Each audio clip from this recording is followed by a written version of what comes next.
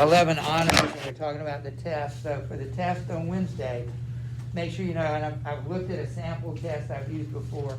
Again, it's a lot of objective things. In other words, it's matching true, false, multiple choice. There are right and wrong answers. There are a few short answers. I would go back and look at those 5.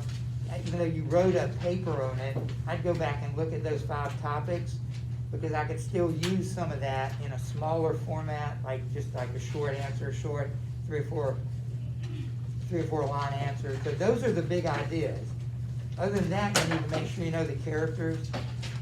I think I did this for you the other day. I'm not going to redo it, but it helps me to think about the way the book is organized.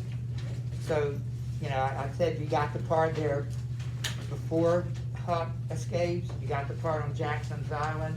You got the part on the river. You got slave hunters, and you've got fog and floods and the floating house and all that, the wrecked steamboat. And then you have those groups of people like the Feud, got the circus, Boggs and Sherburne, the Wilkes, and then it ends with the Phelps plantation. So to me, I would want to study and make sure I knew those episodes and the characters and people of them. So there are places that you need to know. I think I mentioned that. Make sure you know, like I mentioned Jackson's Island, mentioned Arkansas, that's where the Phelps lived, Cairo, Illinois, that was their plan to go up the Ohio River. Illinois is right across, he doesn't go to Illinois. Of course, Missouri, St. Petersburg, that's where he's from. That's where the story begins. And it ends in that plantation in Arkansas. So those are the places, the people, the events, that last 10 chapters. We didn't go into a lot of detail, but the evasion is what he calls it, trying to get Huck, trying to get Jim out, and some of the things that happen and how that ends with Jim getting shot in the leg, and Huck and Tom getting shot in the leg, and Jim almost being lynched. They capture him, and so if you learn everything about Jim being completely free at the end, and Tom didn't tell you that. So that's what you need to study. I don't have anything else really I can tell you. I don't think I need to. You have all the questions. You have all those things. I just hope you do well on it, but I can't take it for you. So this will be Wednesday, so we won't talk again. Do you have any questions about it? Well, if you want to see me between now and then, that's fine. So what I'd like to do, just to keep going in here, I'd like you to turn to chapter 3 in your book. This is not your book. Yours looks different. But in the Red Badge of Courage. And we're going to, if you have questions, at least I have them. I can give them to you unless she gave them to you. There should be questions for chapter 3. Anybody need those questions? Did she give them to you Friday? Yeah. All right, so turn to chapter 3 in the question.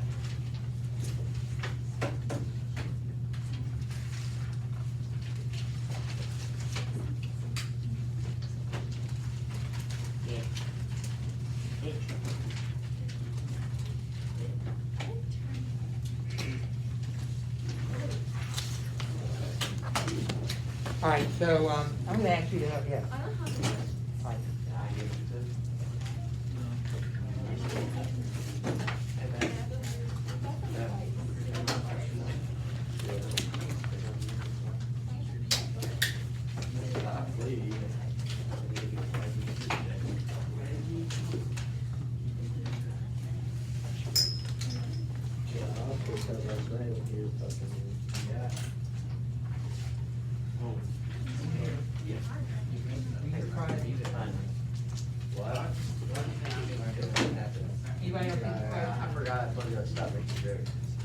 All right. Walker, would you start for us? This is the way I'd actually prefer to read all our books this way, because we can, I have to make assumptions that you read it, that's what the quizzes are for, but secondly, that you understood it. And that's also what the quizzes is for, but I can't ask you everything. So up to this point, I've given the chapters titles And I'm gonna recommend that you do. The first one, I tried to be fancy. New thoughts, the beginnings. I know how you are, Henry. So the background for chapter 1 is really the background on how he got here, why he enlisted. Chapter 2 is you begin to the movement begins. So they start. They're very close to now actually moving and getting in a position to fight. That's chapter 2, and he has a lot of. They're moving and marching, and then chapter 3 is more the same. So the movements, they're getting closer and closer to the battle. So chapter 1 is well before the battle. Chapter 2, they're starting to move. Chapter 3, they're moving even closer. So Walker's going to start. The questions are here. I'm going to just point out things. You can write in your book. That's the very best way. I don't want to be just. I don't want to just have to look at the questions. Is what I'm trying to say. So Walker, you may begin. What page? This is. I don't know. It's chapter 3. It's page 21. I'm in a different book. Oh. When another night came, the columns, changed to purple streaks, followed across 2 pontoon bridges. A glaring fire, wine tinted the waters of the river. Its rays shining upon the moving masses of troops, brought forth here and there sudden gleams of silver or gold. Upon the shore, a dark and mysterious range of hills was curved against the sky. The insect voices of the night sing song. Yeah, you can read some more, but I just want you to circle some things. One of the things that I told you is that this kind of writing is like impressionistic, and one of the characteristics of his style is that you have a lot of dark images. Here it's night, but then you have these dark and gray and cloudy kind of images, smoky, because they're on the battlefield. But then you have these incredibly vivid colors. First line, the word purple. Of course, it's night or sunset. You have silver and gold, wine tinted. The fires are wine tinted, which is a color. The previous page, if you look back, he stared at the red shivering reflection of a fire on the white wall of his tent. So just notice that, how vivid the colors can be, even though they're moving in mostly a gray and dark kind of landscape. You can keep reading. After this crossing, the youth assured himself that at any moment they might be suddenly and fearfully assaulted from the caves of the lowering woods. He kept his eyes watchfully upon the darkness, but his regiment went unmolested to a camping place, and its soldiers slept the brave sleep of wearied men. In the morning they were routed out with early energy, and were hustled along a road that led deep into the forest. Notice they crossed the river. This is what makes people think that it's the Battle of Chancellorsville, because the Rappahannock River is north of Fredericksburg. I think that's the name of the river. And when they fought the Battle of Fredericksburg, they had to cross that river into Fredericksburg, and they lost. So they were forced back across the river, and they've been there since December. This is Chancellorsville, and this is May, and it's the first major battle of the new year, 1863.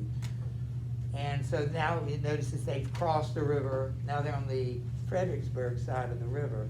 Chancellorsville is west of all of this. The actual battle takes place west of Fredericksburg.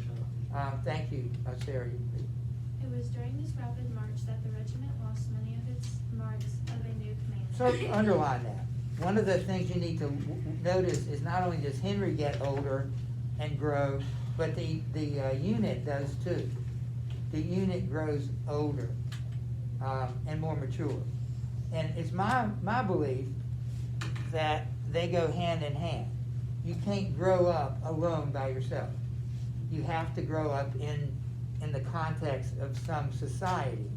And you'll notice that's what happens in this book. He tries to separate himself from people because he's afraid.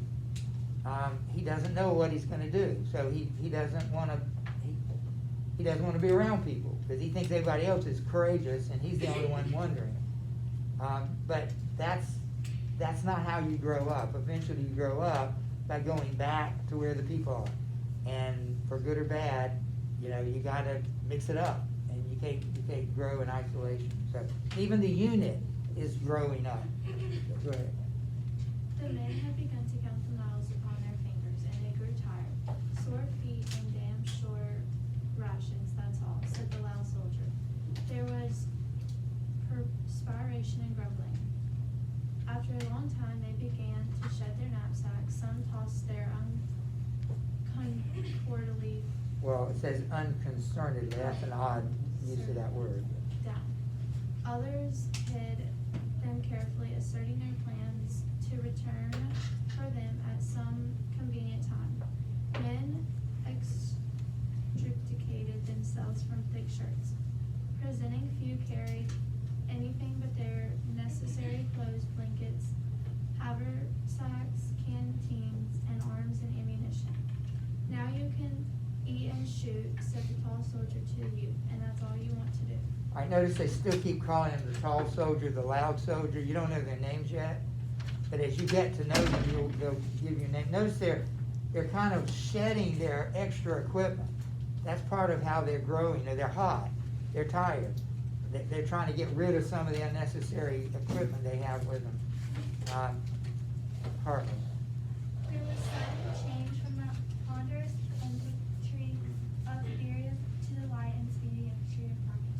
The regiment, relieved of the burden, received a new impetus. But there was much loss of valuable knapsacks and unlovable shirts. But the regiment was not yet veteran-like in appearance. Veteran regiments in the army were likely to be very small aggregations of men.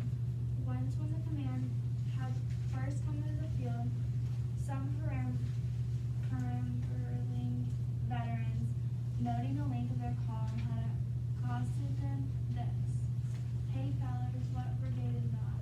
And when the men had replied that they formed the regiment, and not obeyed, the older soldiers had laughed and said, "Oh God." One thing you also note as we get through is how the veterans are always making fun of these guys. It's like being freshmen forever. Because you get picked on because you're made fun of. One way that they don't look like a veteran unit is there are too many of them. The veteran units are smaller. Wonder why that is. Why would the veteran units be smaller than the brand new units? They're better. Because they've spent more time in battle and they've been killed off. Right, I think that's probably the reason. If you're a small unit, that means you started with more than this. So a unit in the Civil War could have been 600 men. I don't know I don't know exactly, but I always think in terms of 600. That's a lot of people. That's the entire student body of Caldwell, all from us to the other end. It's a huge number. It could have been that. We could have been, say, 400. That's still a lot of people. Yeah. Also, there was too great a similarity in the hats. The hats of a regiment should properly represent the history of headgear for a period of years, and moreover, there were no letters of faded gold speaking from the colors. They were new and beautiful, and the color bearer officially oiled the fold. Presently, the army again sat down with him. The odor of the peaceful times was in the men's nostrils. The sound of monotonous axe blows rang through the forest, and insects nodding upon their perches crooned like old women. The youth returned to his theory of a blue demonstration. One gray dawn, however, he was kicked in the leg by the tall soldier, and then, before he was entirely awake, he found himself running down a wood road in the midst of men who were panting from the first effects of speed. His canteen banged rhythmically upon his thigh, and his haversack bobbed softly. His musket bounced a trifle from his shoulder at each stride and made his cap feel uncertain upon his head. He could hear the men whisper jerky sentences, say, "What's all this about? What thunder, are we skedaddling this way for? Billy, keep off my feet, get run like a cow," and a loud soldier's shrill voice could be heard. What the devil they in such a hurry for? The youth thought the damn father early morning moved from the rush of a great body of troops. In the distance came a sudden spatter of fire. All right, Julian. He was bewildered. As he ran with his comrades, he strenuously tried to think, but all he knew was that if he fell down, those coming behind would tread upon him. All his faculties seemed to be needed to guide him over and past obstructions. He felt carried along by a mob. The sun spread disclosing rays, and one by one, regiments burst into view like armed men just born of the earth. The youth perceived that the time had come. He was about to be measured. For a moment, he felt in his face a great trial, like a babe, and the flesh over his heart seemed very thin. He seized time to look about him calculatingly. But he instantly saw that it would be impossible for him to escape from the regiment. It enclosed him, and there were iron laws of tradition and laws on four sides. He was in a moving box. Yeah, he's fine. Think about it. How do they organize a military unit so it's harder to run? Like, they're marching 3 or 4 abreast, so you can't go any way you want to. You're marching together. You're not marching at your own pace. He's almost like trapped. When they fight in a line. So literally, there's a guy maybe touching your shoulder on both sides.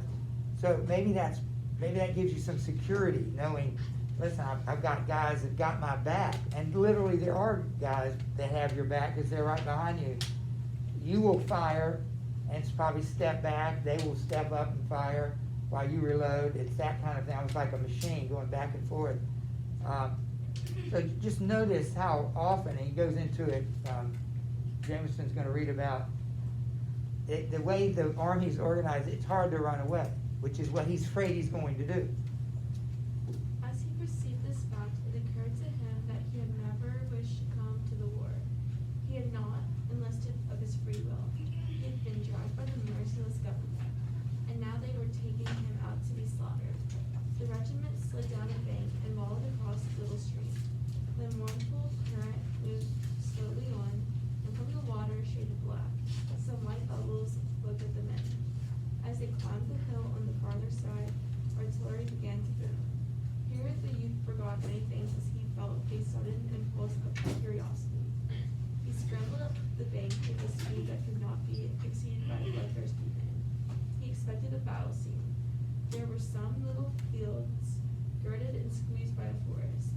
Spread over the grass and in among the tree trunks, he could see knots and waving lines of skirmishers who were running hither and thither and firing at the landscape. A dark battle line lay upon a sun-struck clearing that gleamed with orange color. A flag fluttered. Other regiments floundered up the bank. The brigade was formed in a line of battle, and after a pause started slowly through the woods in the rear of receding skirmishers, who were continually melting into the scene to appear again farther on. They were always busy beasts, deeply absorbed in their little combats. You know what skirmishers are? Just like short little battles that just sort of pop up. Yeah, but that's what it turns out to be. But the skirmishers, they're sent out, like a few men. I don't know, like if you're in a long line of 100 people, maybe every 10th man would step out and go ahead. And I think part of what they're doing, they're scouting. They're drawing fire. Because you don't know exactly where the enemy is. They're there in woods sometimes, and so you don't know where they are, so you send the skirmishers out to draw out the enemy fire, and then there'll be some skirmish firing, and then they'll come back and let you know. So that's kind of where they are. They don't know exactly where the enemy is. The youth tried to observe everything. He did not use care to avoid trees and branches, and his forgotten feet were constantly knocking against stones or getting entangled in briars. He was aware that these battalions were, with their commotion, were woven red and startling into the gentle fabric of softened greens and browns. It looked to be a wrong place for a battlefield. Again, notice how pretty it is. It's got the greens and browns of the environment, the trees, the ground, and then he talks about the red, and of course some of the, well, there'll be a lot of that color here. You keep reading. The skirmishers in advance fascinated him. Their shots into thickets and a distant and prominent trees spoke to him of tragedies, hidden mysteries solved. Once the line encountered the body of dead soldiers, he lay upon his back staring at the sky. He was dressed in an awkward suit in yellowish brown. The youth could see that the soles of their shoes had been worn to the thinness of writing paper, and from a great rent in one, the dead foot projected hideously. And it was as if fate had betrayed the soldier. In death it exposed to his enemies that poverty which in life had been perhaps concealed from his friends. All right, Payne, you wanna read here, the rank open at page 22, halfway, well, it's not page 22. Yeah. Is the ranks open, cover, I don't know what page it is. 24. The ranks were hurriedly to avoid the corpse, the invulnerable dead man forced away from himself. The youth looked keenly at the ashen face. The wind raised the tawny beard.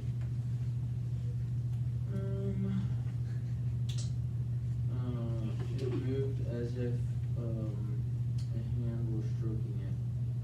He vaguely desired to walk around and around the body and stare.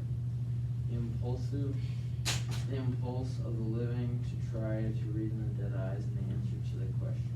Right. Ben. They found a corpse. It's the first sign of death that the books mention. So it's maybe the first time any of these guys have seen a dead person. And he spent some time describing them.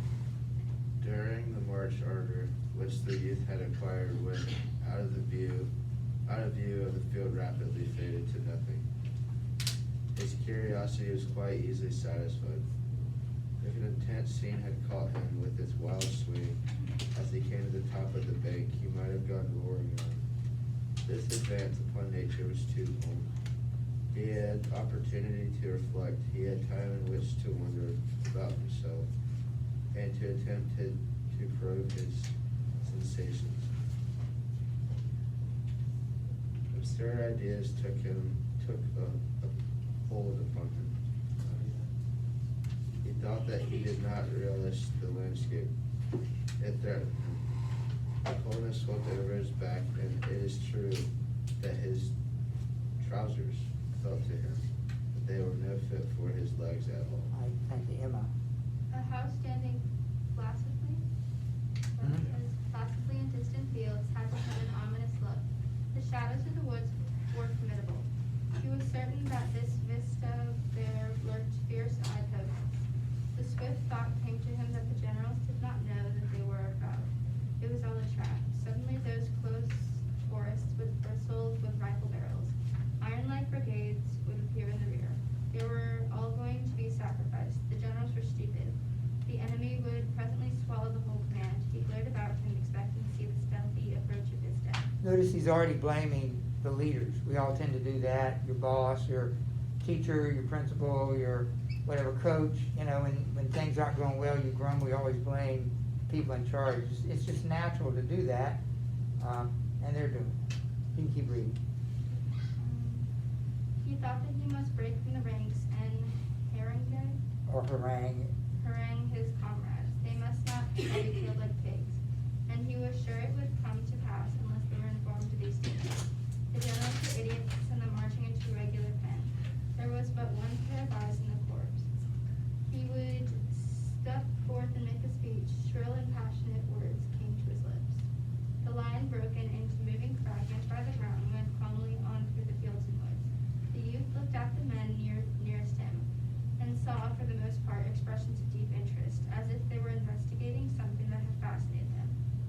stepped with overwhelming airs, as if they were already plunged into war.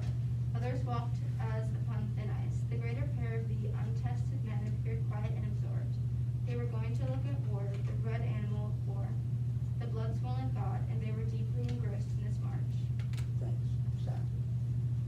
As he looked, the youth gripped his outcry at his throat. He saw that even if the men were tottering with fear, they would laugh at his warning. They would jeer him, and if practicable, pelt him with missiles.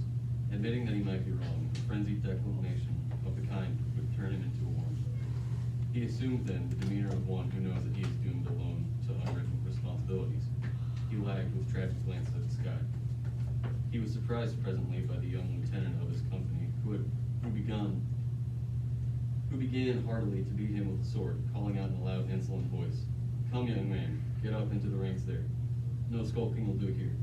He mended his pace with suitable haste, and he hated the lieutenant, who had no appreciation of the fine lines. He was a mere brute. Again, notice the lieutenant tells him he's doing something wrong, and he corrects him, and he calls him, he hated him for that.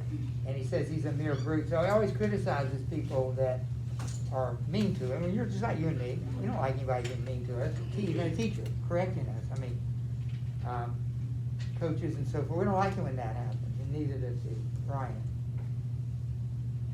After a time, the brigade was halted at the occasional light of a forest. The busy skirmishers were still popping through the aisles of their wood. Could be seen the floating smoke from the rifles. Sometimes there went up in little balls, white and compact. During this halt, new men in the regiment began erecting tiny hills in front of them. These stones, sticks, earth, and anything they thought might turn a bullet. Some built comparatively large ones, while others seemed content with little ones. They're foxholes, we would call it. They're trying to put something between them and the enemy, like pile up some rocks or dirt or something they can fight behind. So, This procedure caused a discussion among the men. Some wished to fight like duelists, and believed it to be correct to stand erect and beat. Speak to their foreheads and mark. They said they scorned the devices of the cautious, but the others scoffed in reply, and pointed to the veterans on the flanks who were digging at the ground terriers. In a short time, there was quite a brigade along the road. Directly, however, they were ordered to withdraw from that place. This astounded me. He forgot his stewing over the advance movements. Well then, what did they march us out here for? He demanded the consul.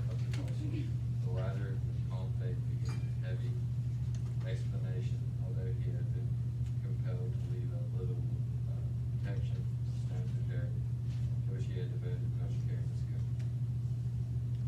all right, Allison.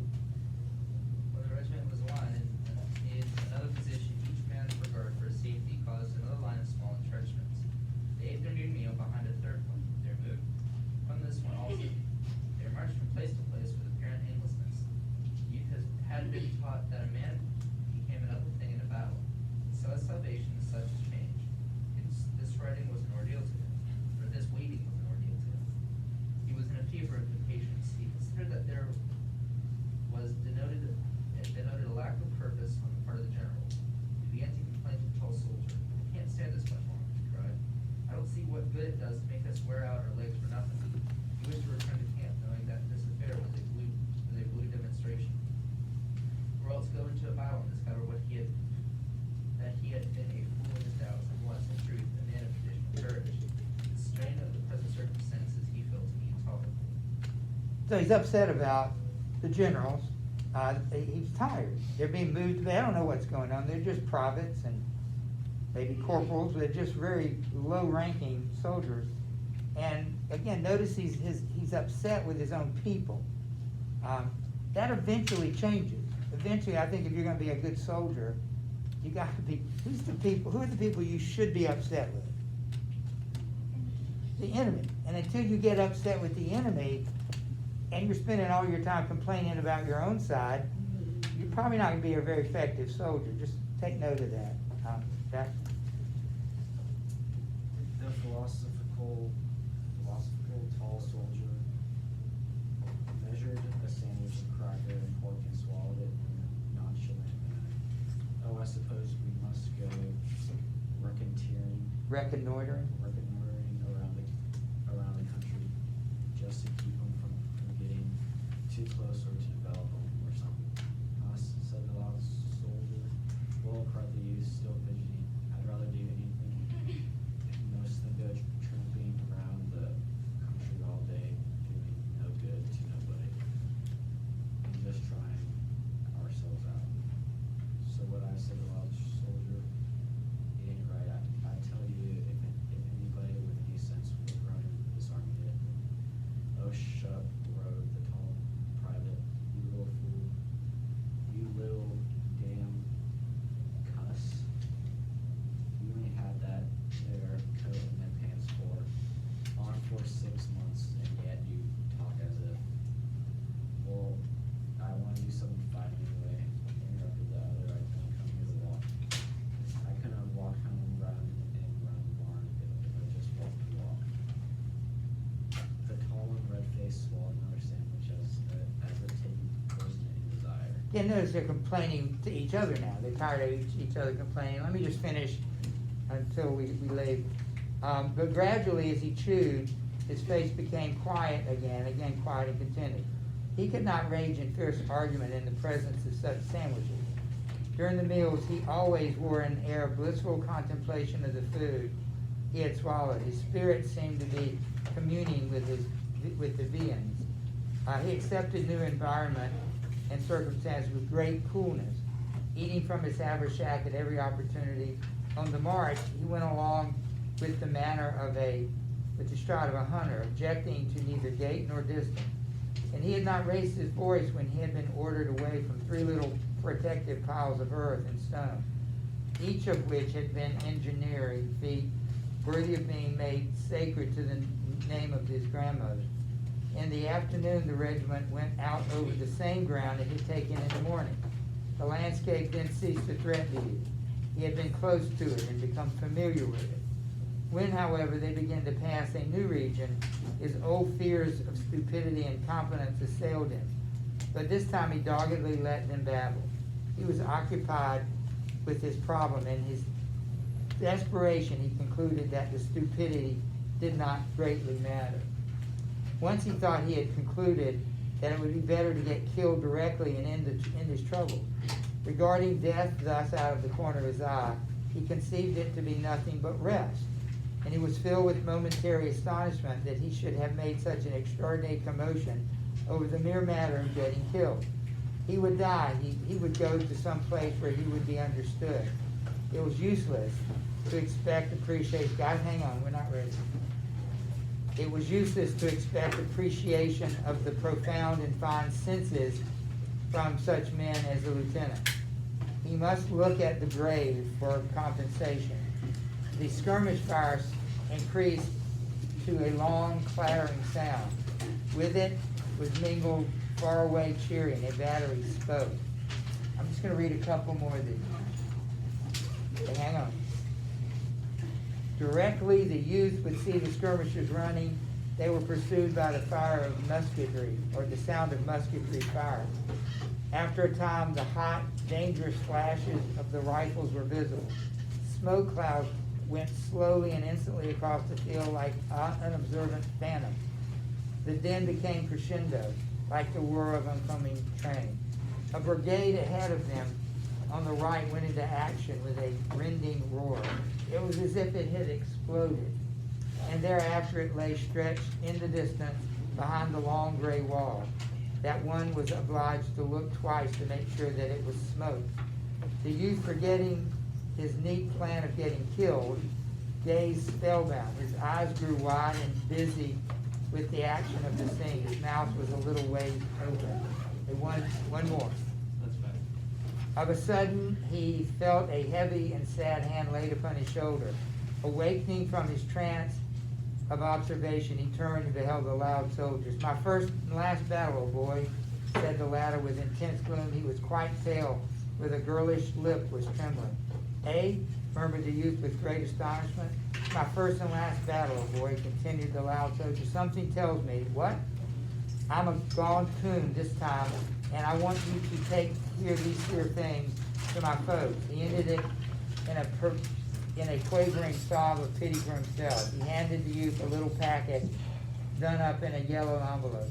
Why, what the devil, began the youth again, but the other gave him a glance as from the depths of a tomb and raised his limp hand in a prophetic manner and turned away. So Wilson, that is the loud soldier, gives Henry a package of letters and personal possessions that he wants to get to his parents. He thinks he's gonna die. So your job is to study for Wednesday, read 4, 5, and 6 for Thursday. We're not leaving until they let us go. Wait a minute, Ryan.